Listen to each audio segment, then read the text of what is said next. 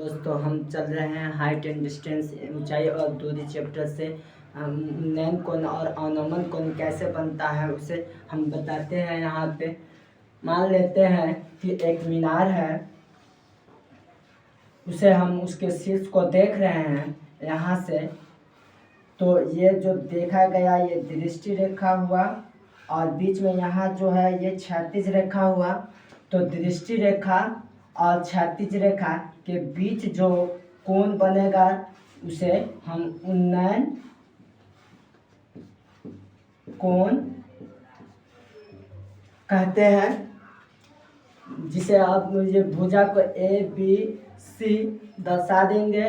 उसके बाद ये 90 डिग्री का कोण बनता है।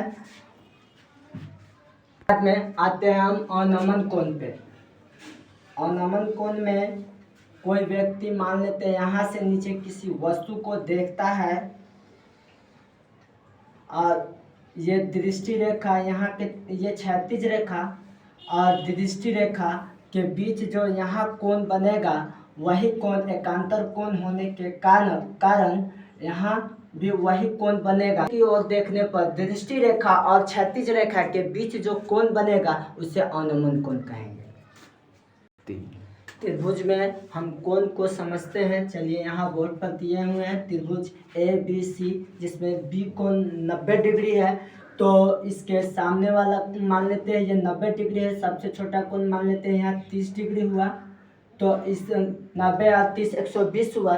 तो त्रिभुज के तीनों कोणों का योग 180 डिग्री होता है। तो हमारा ये तीसरा जो कोण बन रहा है ये 60 डिग्री बनेगा, क्योंकि तीनों कोणों का योग 180 होगा। तो हमारा तो ऑलरेडी 90 डिग्री का कोण समकोण त्रिभुज में बनता है। सो है हम 30 मानते हैं इसको, तो ये हमारा तीसरा कोण जो है वो 60 बनेगा।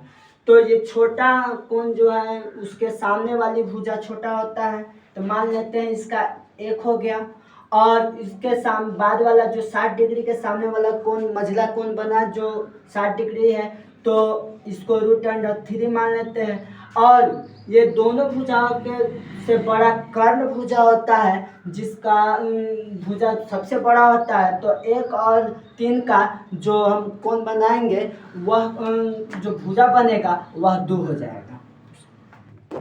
चलिए हम बताते हैं कि ए बी और सी, ये जो भुजा ए बी है इसे हम लंब कहते हैं और बीसी भुजा को आधार कहते हैं और एसी भुजा जो होता है वो कर्ण होता है। लंब, आधार और कर्ण। तो अब हम इसी के बेस पे आपको बताने चलते हैं कि ए बी जो है 1 दिया हुआ है और बी सी जो भुजा दिया है √3 दिया है। तो हम ए सी को ज्ञात करेंगे।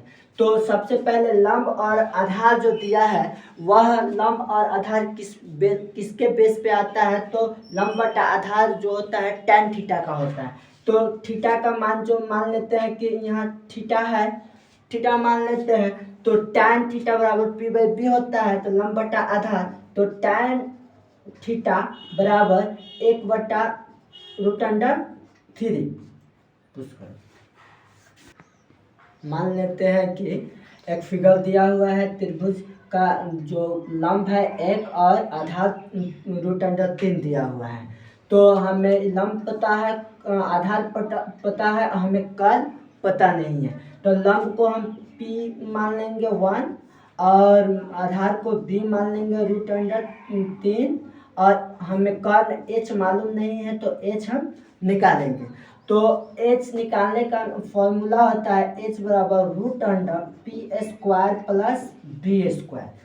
तो हम क्या करेंगे कि p का मान जो है वहाँ इसका स्क्वायर कर दिए और प्लस हमारा b का मान जो है उसका स्क्वायर कर दिए। p का स्क्वायर करेंगे और हम √3 का स्क्वायर करेंगे, तो हमारा 1 का स्क्वायर करेंगे तो 1 ही होगा। और √3 का स्क्वायर जब हम करेंगे तो √3 गुने √3 बराबर 1 3 निकलता है। तो हम यहाँ 3 1 कर देंगे। ये जो दोनों को जोड़ेंगे तो हमारा 3 1 4 हो जाएगा। जो 4 है जिसका खंडन हो सकता है 2 गुना 2, तो 2 के बदला 1 स्क्वायर का रूट हटता है तो 1 2 निकलता है, जो मेरा हाइट जो दिए हुए थे, जो h हमारा 2 हो गया।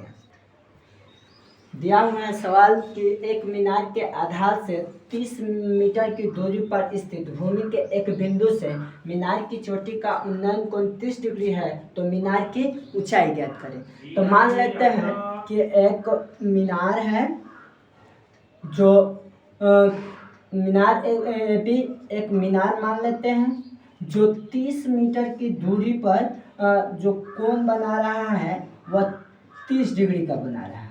ये सी मान लेते हैं ऊंचा, तो ये 30 मीटर की दूरी पर 30 डिग्री का कोण बना रहा है। तो ये मीनार की जो ऊंचाई है इसे हमें ज्ञात करना है।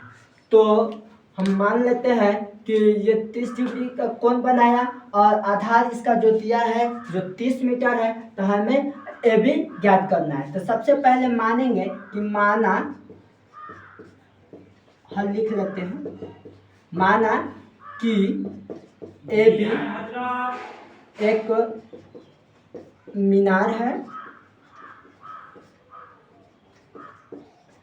ए बी बराबर हम मान लेते हैं h, और ये 90 डिग्री का कोण हुआ, और बी सी मान लिए हम 30 मीटर, तो कोण ए सी बी बराबर 30 डिग्री।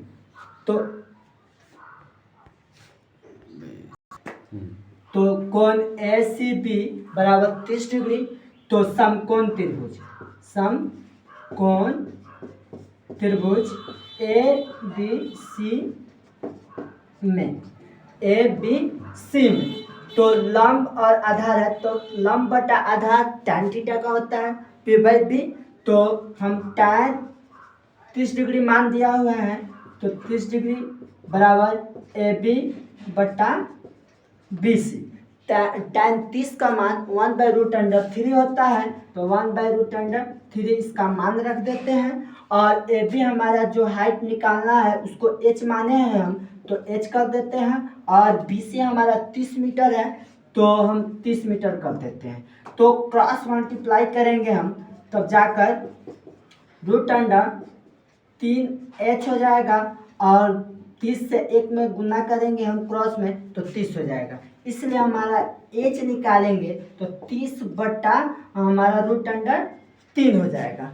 तो आगे हम जब देखेंगे कि यहाँ √3 है, ये कटा नहीं, तो हम 10 से इसका 10 तिहाई 30 जो करेंगे, √3 गुना √3 कर, √3 गुना √3 बराबर 3। तो 10 से 3 में गुना करेंगे तो 10 से 30, जो 30 दिया हुआ है, और बटा में हमारा √3 है, तो √3 से √3 कट जाएगा, तो हमारा जो मान आएगा 10√3 आएगा। यही आंसर।